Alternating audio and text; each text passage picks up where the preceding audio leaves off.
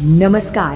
ચાલો આજે આપણે આપણા ઠાકોર સમાજના ભવિષ્ય વિશે એક ખૂબ જ અગત્યની વાત કરીએ. એક એવી વાત જે આપણા દરેક ઘર સાથે, દરેક પરિવાર સાથે અને ખાસ કરીને આપણા બાળકોની આવતીકાલ સાથે સીધી રીતે જોડાયેલી છે. આ વાત કદાચ થોડીક કડવી લાગી શકે, પણ સમાજના ભલા માટે આના પર ચર્ચા કરવી ખૂબ જ જરૂરી છે. આ સવાલ સાંભળીને કદાચ થોડું અજુગતું લાગે, પણ શું આપણે આ હકીકતથી મોઢું ફેરવી શકીએ?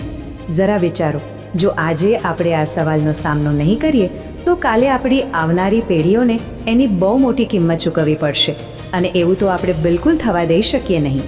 ખબર છે, આપણા સમાજના જે મજબૂત પાયા છે ને, એમાં ધીમે ધીમે એક ઉધઈ લાગી રહી છે. એ ચૂપચાપ અંદરથી બધું ખોખલું કરી રહી છે.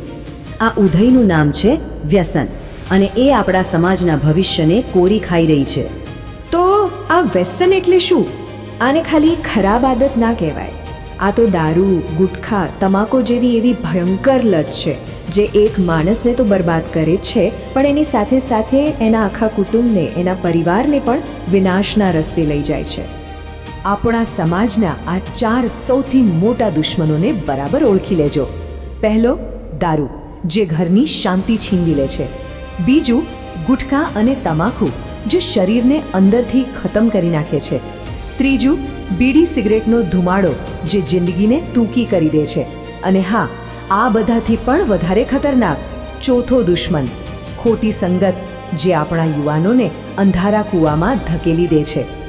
હવે સવાલ એ છે કે આ બધાની અસલી કિંમત કોણ ચૂકવે છે અને કેવી રીતે ચૂકવે છે?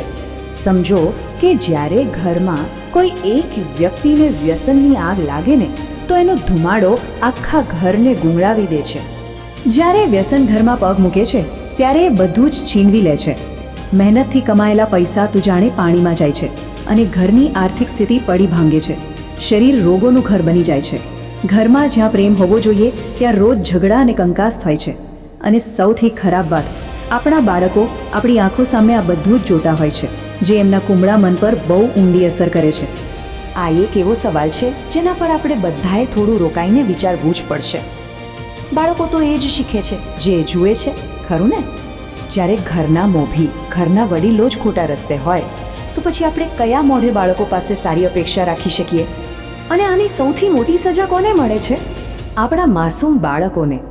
એમનું ભણતર બગડે છે, એમના હાથમાંથી ચોપડીઓ છૂટી જાય છે, તેઓ ખોટા રસ્તે ચડી જાય છે, સમાજમાં પરિવારની ઇજ્જત ઓછી થાય છે, અને એમના ઉજ્જવળ ભવિષ્યની જગ્યાએ એમની આંખો સામે ફક્ત અંધારું જ રહી જાય છે.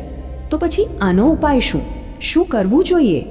ઉપાય બીજે ક્યાંય શોધવાની જરૂર નથી, એ આપણી પોતાની અંદર જ છે. વાત બહુ સીધી અને સરળ છે. પરિવર્તનની શરૂઆત આપણે ખુદથી જ કરવી પડશે. જો આપણે સુધરીશું તો જ આપણી આવનારી પેઢી સુધરશે.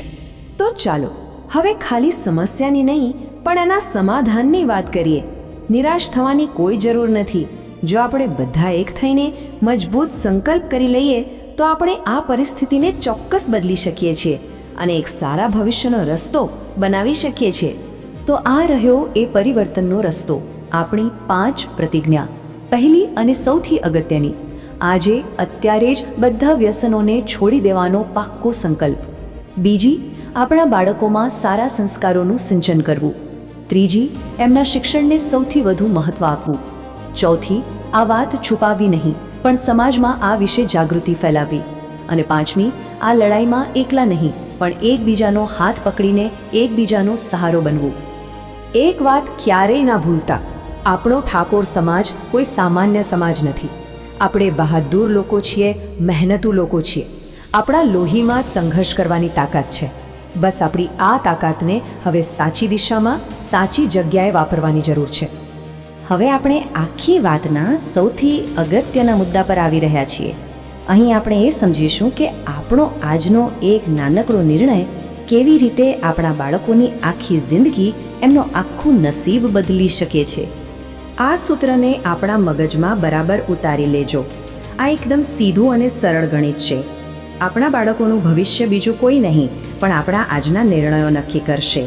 જેવો આજે આપણે વાવીશું એવું જ કાલે આપણી આવનારી પેઢી લણશે. ઘણીવાર મનમાં વિચાર આવે કે મારા એકલાના બદલાવમાંથી શું ફરક પડશે? પણ યાદ રાખજો, દુનિયામાં મોટામાં મોટું પરિવર્તન પણ કોઈ એક વ્યક્તિના મક્કમ નિર્ણયથી જ શરૂ થયું છે. જ્યારે એક દીવો સળગે છે ને ત્યારે એના પ્રકાશથી બીજા હજારો દીવા પ્રગટી શકે છે. શરૂઆત બસ આપણે કરવાની છે. અને આ જ તો આપણું સાચું લક્ષ્ય છે, આપણું અંતિમ સપનું છે. એક એવો સમાજ બનાવવાનો જ્યાં આપણા બાળકો કોઈ પણ જાતના ડર કે વ્યસનના પડછાયા વગર મોટા થાય. એક એવું વાતાવરણ બનાવવાનું જ્યાં એમનું ભવિષ્ય એકદમ સુરક્ષિત અને ઉજળું હોય. બસ એ જ આપણા સમાજની અને આપણા સંકલ્પની સાચી જીત હશે. તો અંતમાં આ સવાલ આપણા સૌ માટે છે. આ સવાલ આપણા બાળકો આપણા સૌને પૂછી રહ્યા છે. શું આપણે બધા એક થઈને, એક જૂથ થઈને આ લડાઈ લડવા તૈયાર છીએ? શું આપણે આપણા બાળકોને એક સ્વચ્છ, સ્વસ્થ અને વ્યસન મુક્ત સમાજ ભેટમાં આપવા માટે તૈયાર છીએ? જવાબ આપણા બધાના દિલમાં છે. જય માતાજી.